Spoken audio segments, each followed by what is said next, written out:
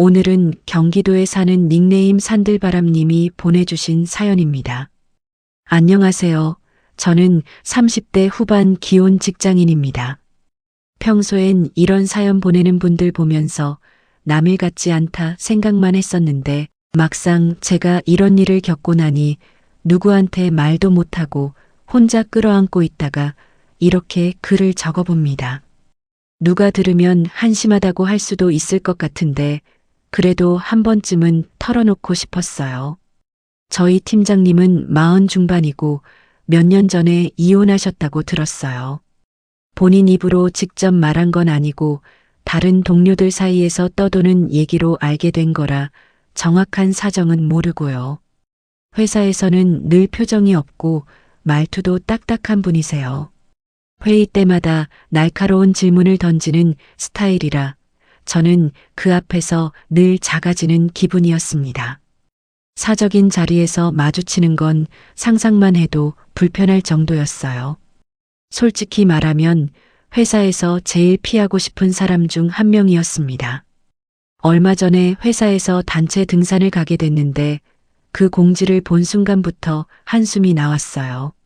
주말까지 회사 사람들이랑 시간을 보내야 한다는 것도 싫었지만 무엇보다 이번 산행에 팀장님이 낀다는 게 마음에 걸렸거든요. 등산화 끈을 묶으면서도 머릿속으로는 빠질 구실을 계속 찾고 있었습니다. 몸살이 났다고 할까? 집에 일이 있다고 할까? 그런데 부서장님이 직접 단체 카톡방에 참석 명단을 올리신 터라 빠지기도 애매한 상황이었어요.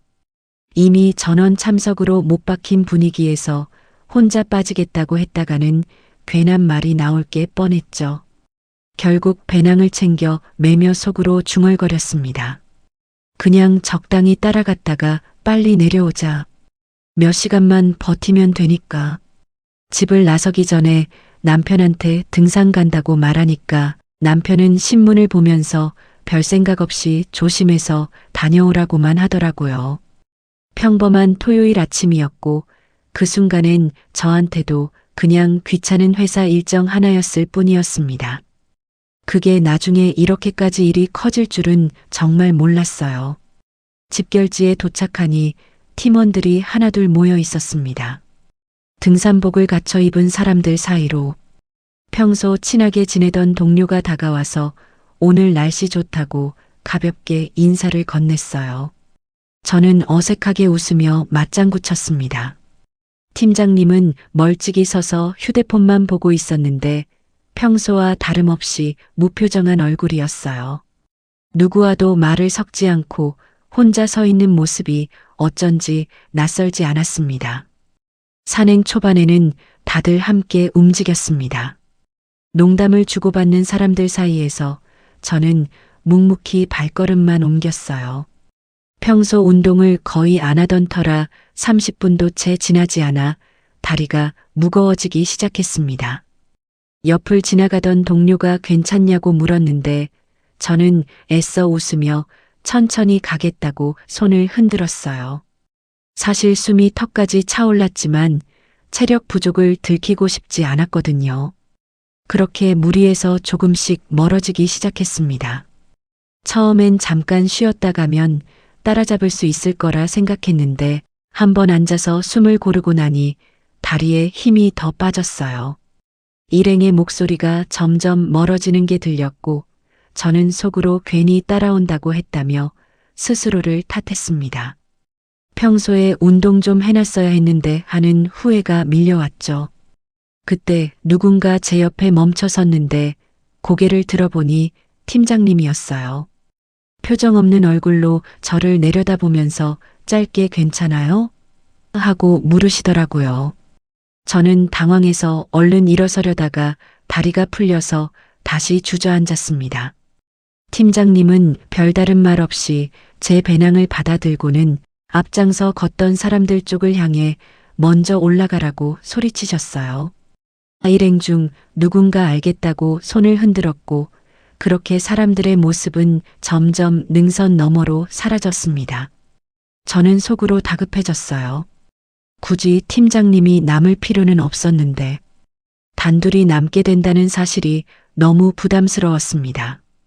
괜찮으니 먼저 가셔도 된다고 말했는데 팀장님은 고개를 저으시면서 혼자 두고 가는 게 더 문제죠라고 단호하게 말씀하셨어요. 그 말투가 평소처럼 무뚝뚝하긴 했지만 어딘가 단호해서 더 토를 달기도 애매했습니다. 그렇게 단둘이 남아서 천천히 산을 올랐습니다. 저는 불편한 마음을 숨기며 묵묵히 발을 옮겼고 팀장님은 제 속도에 맞춰 걸으면서 가끔 길 상태를 알려주는 정도로만 입을 여셨어요. 대화는 거의 없었습니다. 다만 그가 평소보다 저를 더 자주 살피고 있다는 게 느껴졌어요. 길이 미끄러운 구간에서는 손을 내밀어 주기도 하셨는데 저는 그 손을 잡을 때마다 묘하게 신경이 쓰였습니다. 회사에서는 한 번도 본 적 없는 자상한 모습이었거든요. 정상까지는 거리가 꽤 남아 있었는데 해는 이미 서쪽으로 기울고 있었어요. 저는 다리에 힘이 풀려서 도저히 더 못 가겠다는 생각이 들었습니다. 잠깐만 쉬었다 가겠다고 바위에 걸터 앉으니 팀장님이 옆에 서서 시계를 확인하시는데 표정이 살짝 굳어 있었어요. 얼마나 더 갈 수 있겠냐고 물으셨는데 저는 솔직히 자신이 없었습니다. 다리가 너무 풀려서 잘 모르겠다고 했죠.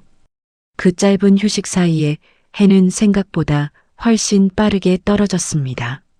산속의 어둠은 도시와는 비교가 안 될 정도로 갑작스러웠어요. 조금 전까지 발밑을 비추던 노을빛이 사라지고 나무 사이로 짙은 그늘이 내려앉기 시작했죠. 그제야 상황이 심각하다는 걸 깨달았습니다. 팀장님도 휴대폰으로 시간을 확인하시고는 짧게 한숨을 쉬셨어요. 지금 속도로는 하산까지 2시간은 더 걸릴 거고 이대로 가다가 길을 잃으면 더 위험하다고 하시더라고요. 팀장님이 어딘가로 전화를 거셨고 짧은 통화 끝에 근처에 민박집이 하나 있다면서 오늘은 거기서 묵고 내일 아침에 내려가는 게 낫겠다고 하셨어요. 저는 순간 멈칫했습니다. 단둘이 묵는다는 것 자체가 너무 부담스러웠거든요. 그런데 사방이 이미 어두워진 산속에서 다른 선택지가 없어 보였습니다. 남편한테 뭐라고 말해야 할지도 막막했고요.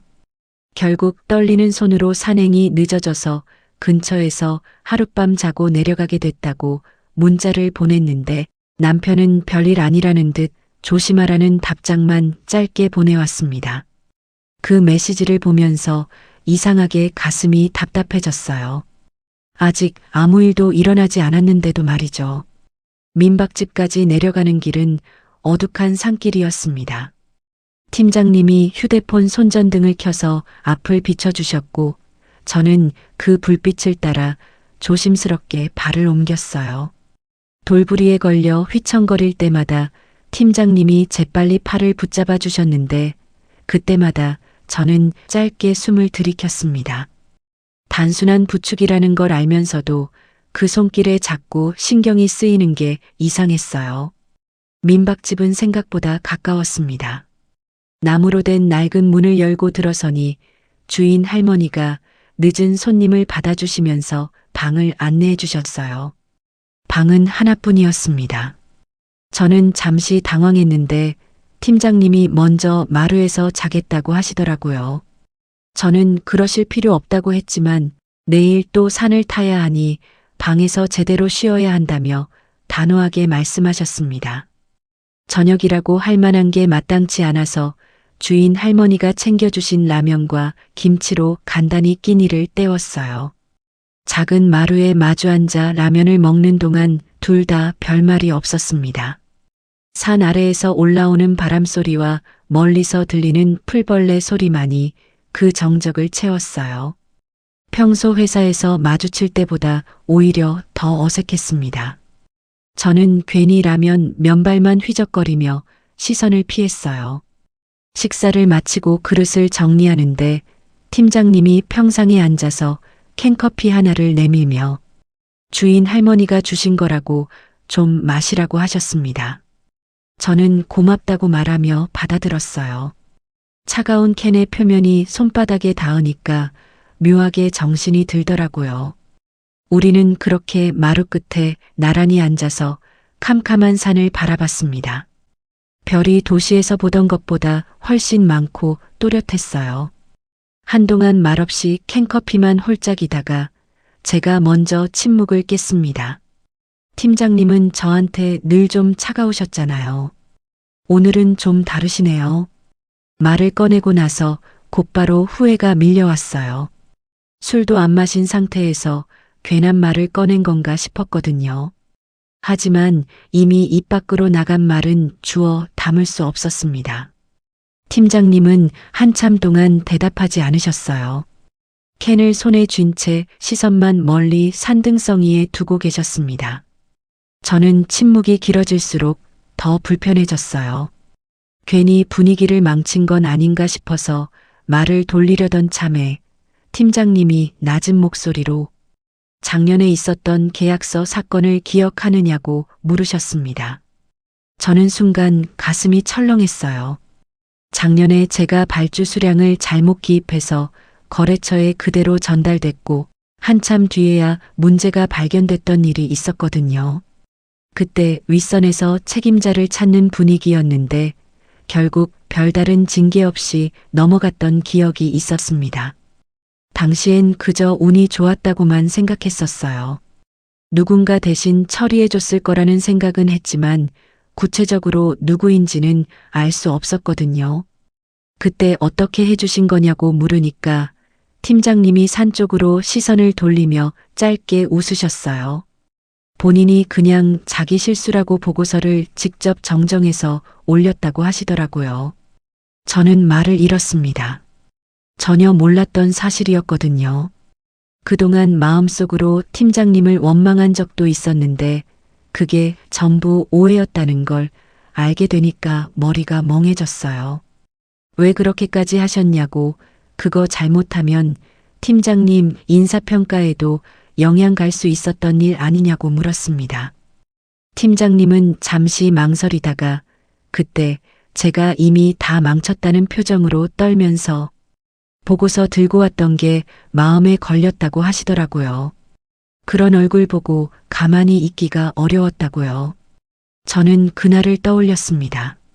정말로 모든 걸 잃을 것 같았던 그 순간 떨리는 손으로 보고서를 들고 팀장님 자리로 갔던 기억이요. 그때 팀장님은 보고서를 받아들고는 별말 없이 고개만 끄덕이셨던 게 기억나요. 그 무뚝뚝함을 그냥 무관심이라고 생각했었는데 그게 아니었던 거죠. 그날 이후로 팀장님이 저한테 더 차갑게 대하신 것 같았다고 말하니까 팀장님이 캔을 만지작거리며 작게 웃으셨습니다. 맞다고, 의도적으로 그랬다고 인정하시더라고요. 왜 그러셨냐고 물으니 그 일 이후로 자꾸 신경이 쓰였다고 하셨어요. 제가 괜찮은지 잘 지내는지 그런 감정이 부하 직원한테 갖기엔 불편했다고요.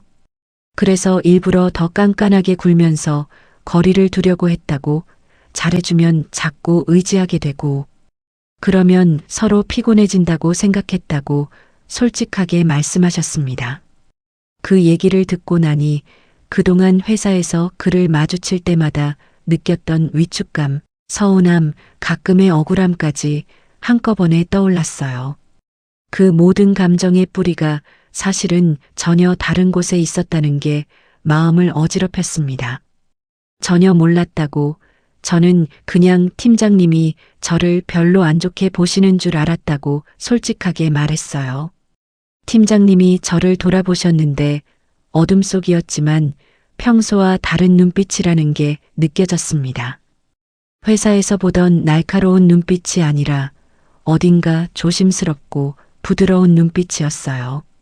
알면 뭐가 달라지냐고 낮은 목소리로 물으셨는데 저는 바로 대답을 못했습니다. 그런데 곧 달라지는 게 있는 것 같다고 조용히 말했어요.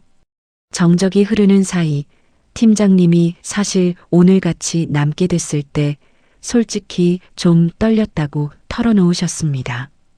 그동안 일부러 거리 뒀던 게 다 무색해지는 것 같았다고요. 저도 비슷한 마음이었다고 조심스럽게 답했고 그 순간 옆에 앉은 팀장님의 어깨와 제 어깨 사이의 거리가 처음보다 가까워져 있다는 걸 깨달았습니다.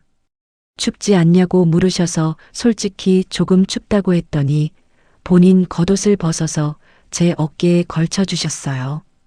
따뜻한 체온이 남아있는 옷이 어깨에 닿는 순간 짧게 숨을 멈췄습니다. 팀장님이 오늘 한 얘기는 그냥 솔직하게 말하는 거고 다른 의도는 없다고 하셨는데 저는 그 말이 오히려 더 의미심장하게 들렸어요. 다른 의도가 있어도 괜찮을 것 같다는 말이 저도 모르게 흘러나왔습니다. 입 밖으로 나가고서야 제가 무슨 말을 한 건지 깨닫고 얼굴이 화끈해졌죠. 팀장님은 잠시 아무 말도 안 하시다가 조용히 손을 뻗어 제 손등에 올리셨어요. 손을 빼야 한다고 생각했는데 몸은 그대로 멈춰 있었습니다. 이러면 안 되는 거 알죠? 라고 낮게 말씀하셨고 저는 안다고 고개를 끄덕였어요. 그런데도 손을 거두지 않았습니다. 정적 속에서 서로의 숨소리만 점점 가까워지고 있었고 결국 그날 밤 선을 넘는 일이 있었습니다.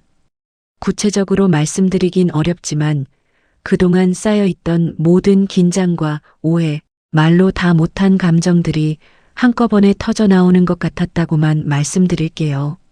문제는 그 직후 휴대폰이 울렸는데 남편이었어요. 저는 그 화면을 한참 바라보다가 결국 받지 않았습니다. 죄책감이 가슴을 묵직하게 짓눌렀지만 그 순간 전화를 받을 자신이 없었어요. 다음 날 아침 저희는 평소보다 일찍 짐을 챙겨 산을 내려왔습니다. 산길을 걷는 동안 둘 다 말이 거의 없었어요. 어젯밤 일은 마치 처음부터 없었던 것처럼 팀장님은 다시 평소의 무표정한 얼굴로 돌아가 있었습니다.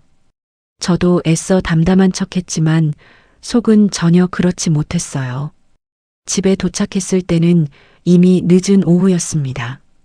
현관문을 열자 남편이 거실에서 텔레비전을 보다가 저를 돌아보면서 고생했다고 등산 잘 다녀왔냐고 물었어요. 그 순간 저는 차마 남편 눈을 똑바로 쳐다볼 수가 없었습니다. 시선이 자연스럽게 바닥으로 떨어졌어요.